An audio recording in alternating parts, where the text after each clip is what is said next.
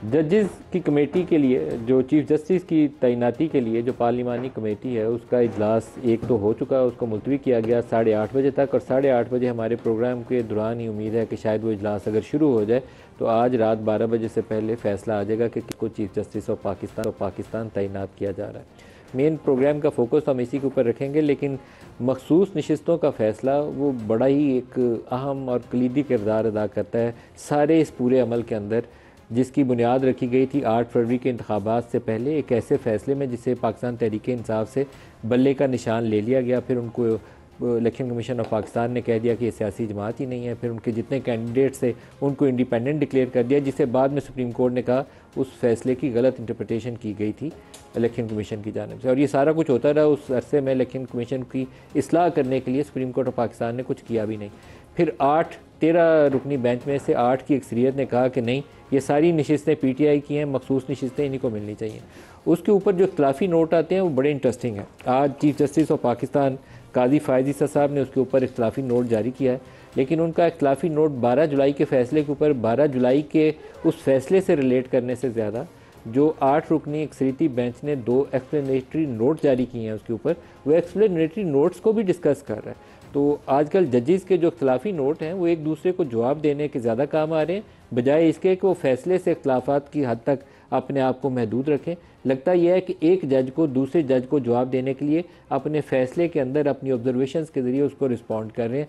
तो ये मुझे थोड़ा सा अफसोसनाक पहलू लगता है, क्योंकि ये वो जजेस हैं जो पूरे पाकिस्तान की तकदीर का, लोगों की ज़िंदगी और मौत का फ़ैसला करते हैं। पाकिस्तान का रुख क्या होना है, आइन दुरुस्त है कि गलत है, वो सारी चीज़ों का फ़ैसला यही जज करते हैं। तो अगर हाल ये है कि एक जज दूसरे जज के इख्तलाफी नोट में अपनी ऑब्जर्वेशंस पास कर रहा है कि किस तरीके से उसके फ़ैसले को अंडरमाइन करना है, तो मुझे अजीब सी बात लगी है। और एक्सप्लेनेटरी नोट सितंबर में आया है, तो सितंबर का भी उन्होंने डिस्कस किया है 12 जुलाई के फ़ैसले के हवाले से। काजी साहब कहते हैं कि फ़ैसले में आइनी खिलाफ वर्जियों और कोताहियों की निशानदेही मेरा फ़र्ज़ है। तवक्को है अक्सरियती जजेस अपनी गलतियों पर गौर करेंगे। अक्सरियती जजेस ने फ़ैसले में वजाहत के लिए अप्लाई करने को कहा। 13 रुकनी बेंच में 8 रुकनी ने खुद को अलहदा से ही बना लिया। मज़ीद दरख्वास्तें दायर करने की गुंजाइश देने से लगा केस अभी ज़ेर इल्तवा है। बरादर जजेस यकीनी बनाएं कि पाकिस्तान का निज़ाम आइन के तहत चले। मखसूस नशिस्तों के फ़ैसले के खिलाफ नज़रसानी दरख्वास्त ततीलात के बाद मुकर्रर करने का कहा गया। कमेटी इजलास में जस्टिस मुनीब अख्तर और जस्टिस मंसूर अली शाह ने नज़रसानी मुकर्रर न करने का मौक़िफ़ अपनाया। इसके अंदर अपनी एक्सप्लेनेशन के अंदर काजी साहब ने यह भी लिखा है कि हुकूमत का इरादा था कि जो आइंदा चीफ जस्टिस की मुद्दत है उसको 3 साल के लिए टर्म बेस्ड, टेन्योर बेस्ड कर दिया जाए।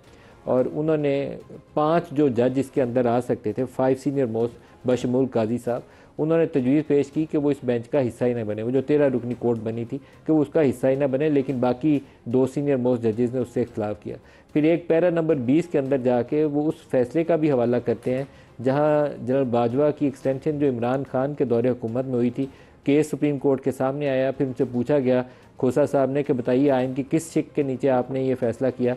तो फिर उनको 6 माह आखिर में सुप्रीम कोर्ट ने दे दिया कि ठीक है, आपको 6 माह दे रहे हैं जिसके अंदर आप ये कानून साजी कर लें। काजी साहब ने अपने फ़ैसले के अंदर जस्टिस मंसूर के तहरीर करदा उस फैसले का पूरा पैरा का हवाला भी दिया और उसके ऊपर अपनी ऑब्जर्वेशंस भी दी।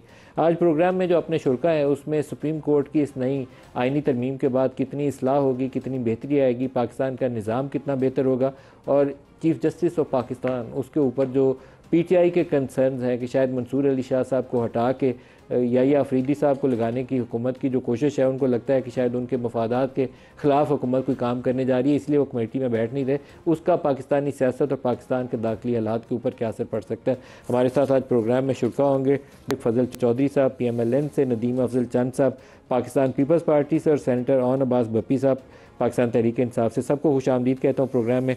तारिक फजल चौधरी साहब, पहले तो कमेटी का बता दें, 8:30 बजे इजलास हो रहा है उसका चीफ जस्टिस की तैनाती के हवाले से। जी इंशाल्लाह जी, इससे पहले जो मीटिंग हुई है वो भी पार्लियामेंट बिल्डिंग में हुई है, और अभी दोबारा जो है अभी हम स्पीकर साहब के चैम्बर से ही आ रहे हैं, बल्कि थोड़ी देर पहले, और वहाँ पे भी आहिस्ता आहिस्ता मेम्बरान जमा होना शुरू हो गए थे। और तहरीक इंसाफ का क्या अपडेट है, वो शामिल हो रहे हैं उसमें या नहीं? देखिए उसमें कुछ रिजर्वेशन जो हैं वो बैरिस्टर गौर साहब की थी, और अभी जो हमारे कामरान मुर्तज़ा साहब हैं वो भी, और हमारे एक और सीनियर मेंबर वहाँ पे मौजूद थे, वो उन्हें ये दावत दे रहे थे कि आप आएँ और इस कमेटी का हिस्सा बने।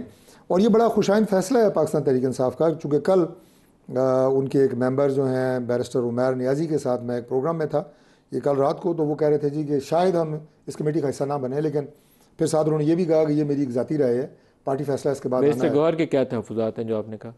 अब मैं उनकी तफसीलात से तो वाकिफ़ नहीं हूँ, लेकिन बहरहाल शायद कोई तरीक़ाकार के हवाले से या उसमें तो मेरा ख्याल है, आप कुछ गुंजाइश तो है नहीं, चूँकि देखें अमेंडमेंट के बाद 26वीं तरमीम के बाद चीफ जस्टिस की तैनाती के हवाले से एक वाज़ेह तरीक़ाकार जो है वो तय हो चुका है। असल में अब पीटीआई के उसमें एक हल्के आपने का ख्याल यह है कि उनकी पार्लिमानी कमेटी में उनकी नुमाइंदगी ज़्यादा बनती है, क्योंकि मखसूस नशिस्तों के ऊपर अभी इलेक्शन कमीशन बैठा हुआ है, इसलिए उनके तहफ़्फ़ुज़ात हैं।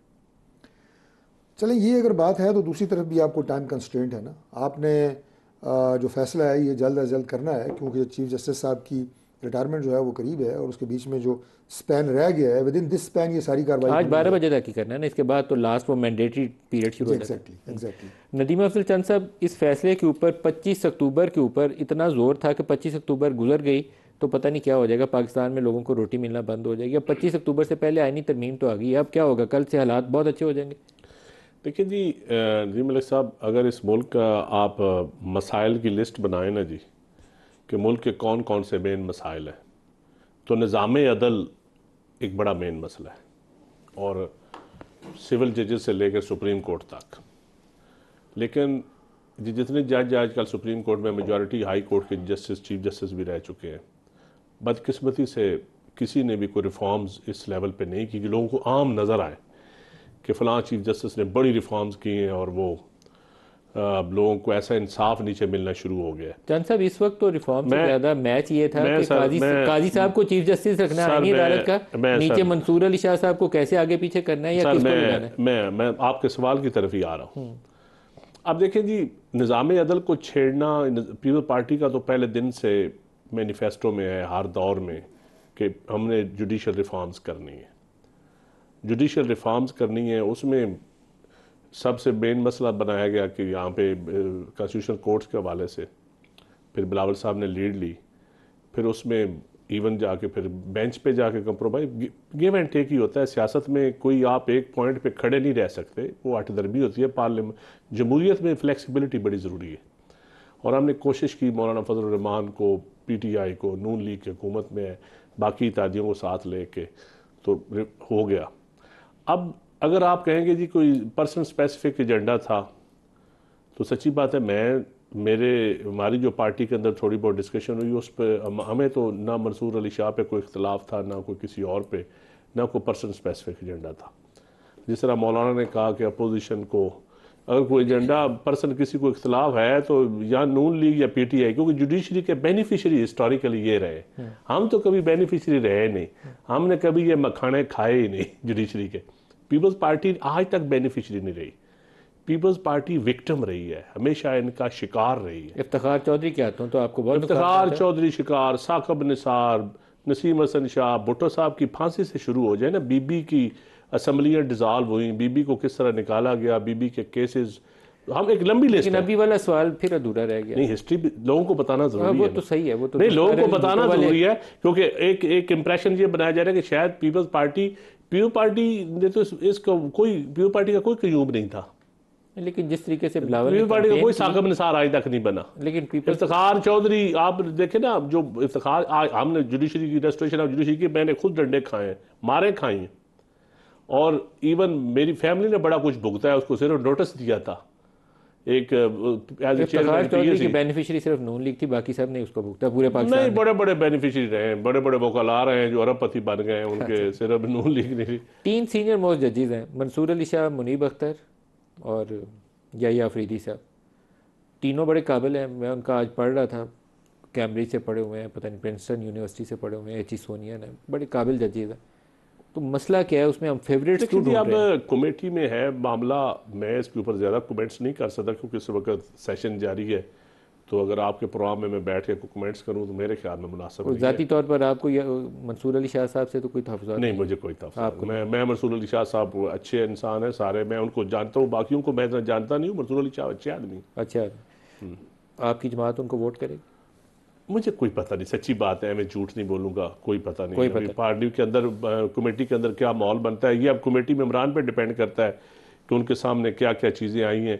अब ये पहला टेस्ट केस भी है, अगर किसी को इख्तलाफ भी करना है तो सॉलिड रीज़न देनी पड़ेगी। सैयद नवीद कमर का भी इम्तहान होगा, अंदर जाके क्या बोलते हैं। नहीं, सॉलिड रीज़न देनी पड़ेगी, मेरी गुजारिश सॉलिड रीज़न देनी पड़ेगी जी। चंद साहब जो और सियासत के ऊपर बहुत बड़ा इम्तिहान, मेरे भाई जो तारीख बता रहे हैं उसकी तफसीलात में जाएंगे तो काफ़ी लंबी एक कहानी है, हर जमात की अपनी अपनी एक कहानी है। और वड्डी साड़ी कहानी नहीं है। ताज़ा तरीन शिकार अदलिया का मियां मोहम्मद नवाज शरीफ रहे हैं, यूसुफ रज़ा गिलानी साहब रहे हैं, इसमें कुछ शक यूसुफ रज़ा गिलानी, मैंने कहा ताज़ा तरीन ये कह रहे हैं ना, ये बेनिफिशियरी रहे हैं। उसके बाद नवाज शरीफ साहब करते थे कुर्सी से उतरो घर जाओ, लंबी एक फहरिस्त। ये इंसानों की बस्ती है, जानवरों की बस्ती नहीं है, कुर्सी से उतरो घर जाओ। दूसरी बात ये है, नहीं मैं आपको बता रहा हूँ ना, ये सारे विक्टिम्स हैं ना, हम खुद रहे हैं। मियां नवाज शरीफ साहब को देखें आपके कैसे झूठे मुकदमे में साल डेढ़ बतौर प्राइम मिनिस्टर घर भेज दिया। बात यह है कि बड़ी सिंपल सी एक बात है, इसमें कोई वो नहीं है फेवरेटिज्म और कोई शख्सियत प्रस्ती नहीं है, चूँकि इदारे रेलिवेंट होते हैं, अफराद रेलिवेंट नहीं होते। अफराद ने चले जाना होता है, इदारों ने रहना होता है। हमारे मसला क्या है, सिर्फ एक नुक्ते पे बात करूँगा कि यहाँ कोई ये नहीं देखता जो पाकिस्तान की सियासत में हो रहा है कि बात क्या हो रही है, वो नहीं देखेंगे, कंटेंट नहीं देखेंगे, ये देखेंगे कि बात कौन कर रहा है। और अगर ये बंदा बात कर रहा है, मालिक साहब कर रहे हैं, तो मैंने इनकी बात सुननी ही नहीं है, चाहे ये जितना मर्जी हक की बात करें, मैंने नहीं मानना। ये ट्रेंड ठीक नहीं है, एक बात। दूसरी बात ये जी कि हमने जस्ट वन लाइनर, हमने जो मोहतरमा बेनज़ीर भुट्टो साहिबा और मियां नवाज शरीफ साहब के दरमियान जो चार्टर ऑफ डेमोक्रेसी हुआ था 2006 में, वहाँ पार्लिमान के इख्तियार को दोबारा जजेस की तकर्री के हवाले से उसके करीब तर ले गए हैं। यानी पार्लिमान के तकद्दुस में इजाफा हुआ है, जिसमें पीटीआई भी बैठती है। 18वीं तरमीम में आपको ये करना पसंद नहीं था, वहाँ पीछे हमने किया था। 18वीं तरमीम के बाद एक रिट दाखिल हुई थी और वो इख्तियार हमसे जबरदस्ती छीन लिया गया था। नहीं आप था 18वीं चीन के देने वालों में शामिल थे। 19वीं इफ्तिखार चौधरी ने छीना था। नहीं सहूलत तारीख दुरुस्त रखे।